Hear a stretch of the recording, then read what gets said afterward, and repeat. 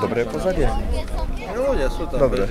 Keby som mohol do toho vstúpiť, no, tak slnko nepustí, čo? Aj bolo vidno, ako sú deti pekne za plotom a golfisti na ihrisku. Čo je proste, čo je podľa mňa veľmi ilustratívny obrázok toho, ako to funguje. To, že nebude to vidieť pod vami, lebo takto sa berie záber. Dobre, sme nastavení? Mikrofón zapnutý. Dobre. Môžeme, hej? Prosím vás pekne, vy ako občan Čiernej Vody, respektíve aj ostatní občania, čo ste dnes prišli tuto vyjadriť?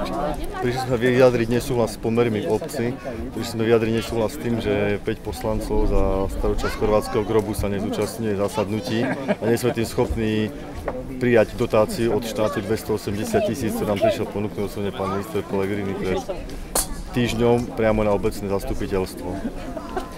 Prečo nie ste schopní? Čo je toto za pozemok, kde sa teraz nachádzame? Pozemok je obecný, patrí obci a golfové ihrisko, neviem povedať, aké organizácie patrí, ale pravdepodobne patrí hotel, určite patrí hotelu Kamila, ktorý si to organizuje golfové kurzy, čo vidíte aj na vstupnej bráne, ako si golfové ihrisko a na hoteli Kamila transparenty s tým, že golfové kurzy.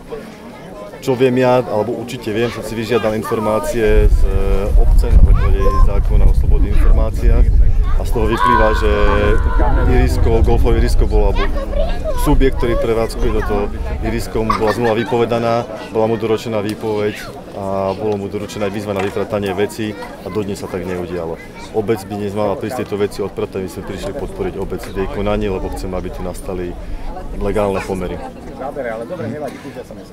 Rozmýšľam, tam sú aj, som sa spojil aj s tými poslancami za pôvodnú časť chorvátskeho grobu a oni povedali, že na pracovnom stretnutí padlo ďalších pár návrhov, že dokopy sú 4 návrhy, kde by škola mohla stať. Neviem o všetkých, počul som o jednom z nich, ktorý je údajne, to vyzerá tak, že tu máte čiernu vodu, asi 3 km pol a za tým je chorvátsky grob. A údajne sa napríklad jeden z tých pozemkov nachádza v strede medzi týmito obcami asi 1,5 km v poli.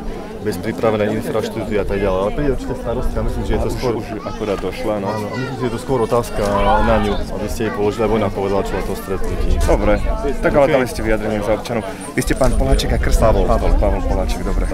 Ďakujem pekne.